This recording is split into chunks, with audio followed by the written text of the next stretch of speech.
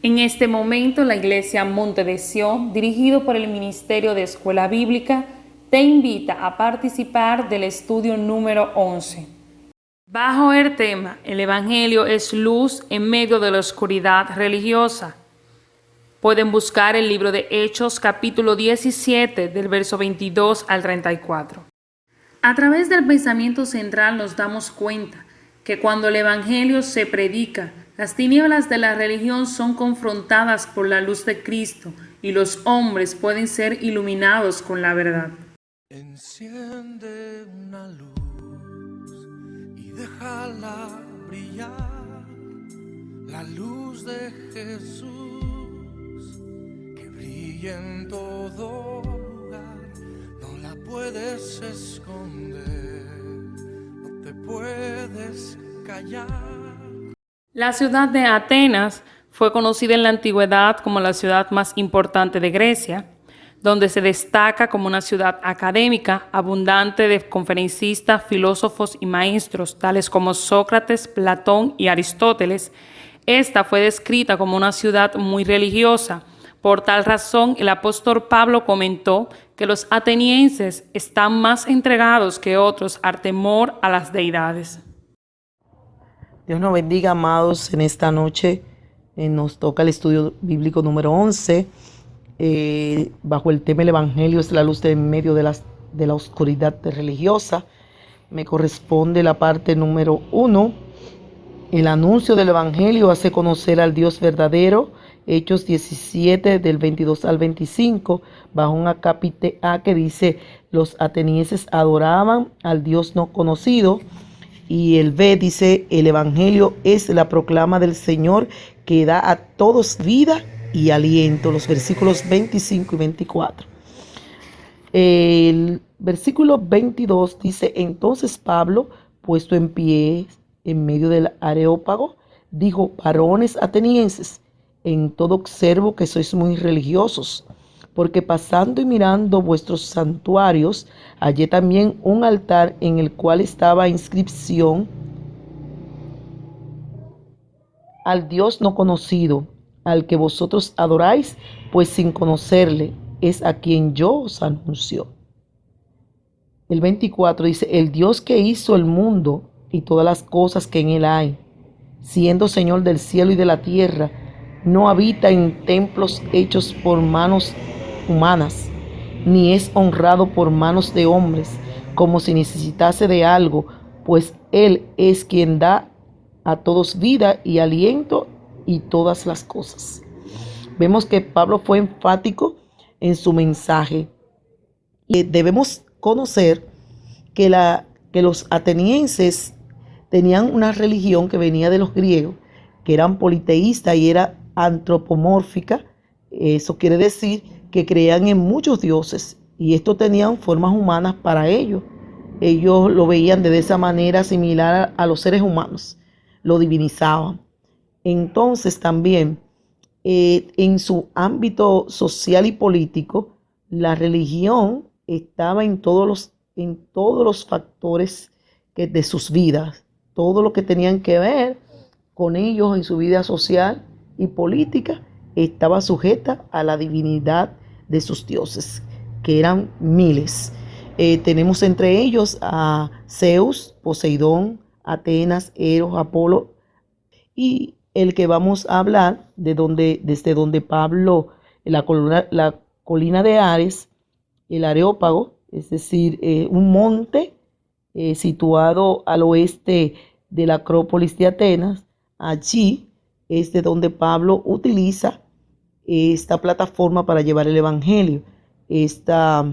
Aquí este Dios al que ellos le habían creado este monte para poner su inscripción al Dios no conocido también, que utilizan, es lo que Pablo, reconociendo y observando que ellos tenían muchísimas divinidades, utiliza este contexto, observó que ellos tenían una inclinación a la religión, es decir, que él veía que ellos tenían esa búsqueda de adorar y utiliza ese mismo contexto para llegar a ellos.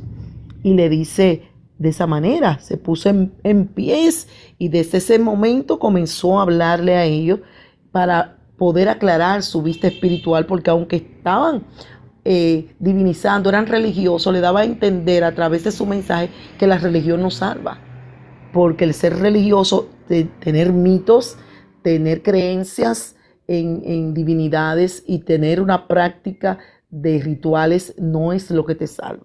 Eso fue lo que Pablo quiso identificarles a ellos. Y debemos resaltar esa capacidad de Pablo de observar cuál era, en qué estaba, qué era lo que la necesidad que había en aquel lugar, qué era lo que le hacía falta, que aunque ellos eran religiosos, él observó que podía utilizar ese mismo contexto para llegar a ellos y le dijo, le trató de brindar el evangelio desde ese mismo contexto. Por eso le dice a ellos, en que ese Dios que esa inscripción que ellos tenían de al Dios no conocido, ese mismo Dios que ellos decían que no conocía, era el que él le adoraba y que le iba a predicar. Nosotros tenemos que tener mucho cuidado al momento de llegar ante esas personas que son muy religiosas, que buscan a Dios, aunque estén erróneamente, cómo vamos a llegar a llevarle el evangelio. Debemos observar cuál es la necesidad y cuál es el contexto que se vincula a su alrededor para llegar a ellos sin tener que ofenderles, sin tener que dañar ese medio que se ha movido en ese momento para confrontar esa situación de ellos con lo que nosotros le llevamos y no traer ninguna discusión ni ningún desánimo en la otra persona, sino que Pablo aprovechó el momento para llevarle el evangelio. Entonces nosotros debemos estar dispuestos a resplandecer en medio de la oscuridad y dar a las almas el bendito anuncio de Dios nuestro Salvador. Es decir, que aunque ellos estaban errados, Pablo utilizó ese mismo medio para llevarle el evangelio. Y en los versículos 23, el 24 y el 25, entonces él le comienza a dar su anuncio. El evangelio es la proclama que le da a todos vida y aliento. Es decir, es el único medio. Pablo decía, la manera como la fe en el único Dios se predicó allí fue lo que Pablo hizo, utilizar ese medio. Los atenienses creían en la existencia de 30,000 dioses. Entonces Pablo lo utiliza y le dicen, oye, yo te estoy predicando a un Dios que fue que creó eso, que ustedes lo ponen como un Dios. Eso lo creó el Dios que yo le sirvo. Si es más grande que el que tú quieres adorar y no le conoces. Ese es el Dios que yo te estoy presentando, el que creó todas las cosas. Entonces, dice, era considerado la morada de Atenas. Eso era Partenón, ese santuoso templo. Entonces, Pablo le dice a ellos, Esteban también indicó que Dios no moraba solamente en el templo de Jerusalén. Ese Dios que yo le sirvo creó ese universo que está ahí, creó los cielos, y ese que yo le estoy predicando no necesita una morada hecha de hombre, hecha de una mano de un hombre. No, no, no, no. El Dios que yo le estoy pronunciando a ustedes creó todas las cosas. Entonces dice que ninguna mano humana le puede honrar en el sentido de suplirle. Esos dioses que ustedes tienen, que le quieren llevar ofrendas, que le quieren dar, no, no, el Dios que yo le sirvo no necesita. Por eso es que es Dios, porque no tiene necesidad de que le ofrenden, no tiene necesidad de que le den nada. Él tiene todas las cosas y las suministra. Dice, los paganos pensaban que los dioses necesitaban las ofrendas de sus devotos para una dicha perfecta. Sin embargo, el evangelio que proclama al Señor, que Pablo le anunciaba, le decía que Él es que nos da todas las cosas y que sin Él nada podemos tener. Entonces, las buenas dádivas y los dones perfectos vienen del Padre de las luces, nuestro eterno Dios. Eso fue lo que Pablo le dijo a los atenienses. Eso ustedes lo pueden obtener si aceptan a Cristo como su único y suficiente Salvador. Cristo es el único Dios eterno. Es decir, que nosotros no debemos cansar de proclamar el evangelio y de llevarlos a aquellos que aún no lo han conocido, desde su mismo medio, usarlo como plataforma para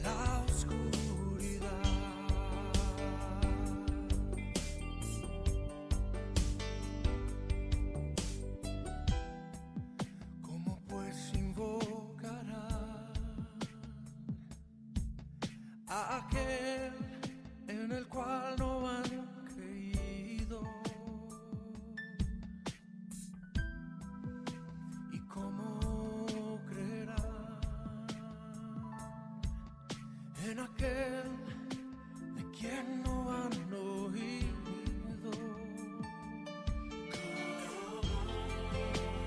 cómo oirá. Hermano, Dios le bendiga y Dios le guarde. En este precioso momento vamos a desarrollar el tema 3 de la clase de estudio, el estudio bíblico número 11. Y en este precioso momento nosotros vamos a abordar el tema 3. Dice: el Evangelio proclama a todo el arrepentimiento para alcanzar salvación. La base bíblica de esta sección está en Hechos 17, 30 y 34. Vamos a leer en nombre del Padre, del Hijo y del Espíritu Santo. Amén. Dice: pero Dios, habiendo pasado por alto los tiempos de esta ignorancia, ahora manda a todos los hombres en todo lugar que se arrepientan, por cuanto ha establecido un día en el cual juzgará al mundo con justicia por aquel varón a quien designó, dando fe a todos con haberle levantado de los muertos. Pero cuando oyeron lo de la resurrección de los muertos, unos se burlaban y otros decían: ya te oiremos acerca de esto otra vez. Y así Pablo salió de en medio de ellos, mas algunos creyeron, juntándose con él, entre los cuales estaba Dionisio el Areopagita, una mujer llamada Damaris y otros con ellos. Amén. El tema nos dice: los hombres deben arrepentirse y evitar la ira divina en el juicio final. La nueva traducción viviente dice lo siguiente, del versículo 30, En la antigüedad Dios pasó por alto la ignorancia de la gente acerca de esta cosa. ¿Acerca de cuáles cosas está hablando Pablo aquí? Aquella cosa que Dios pasó por alto. Son aquellas cosas del pecado, o sea, que practicaban esta gente prácticamente. O sea, Pablo estaba en medio de una nación idólatra. Si vemos el capítulo 17 completo, Pablo viene predicando desde Tesalónica, pasa por Berea y luego termina en Atenas. Cuando llega a Atenas le llama la atención el politeísmo de aquella ciudad. Entonces vemos el llamado que hace Pablo en medio del Areópago a dejar a los ídolos. Pablo está llamando a esta persona a dejar a los ídolos y empieza diciendo que Dios pasó por alto en aquel tiempo la ignorancia de la gente acerca de esas cosas. Y si vemos el libro de Mateo, capítulo 4, dice que el pueblo asentado en tiniebla vio gran luz, y luz asentada y los asentados en región de sombra de muerte, luz les resplandeció. Amén.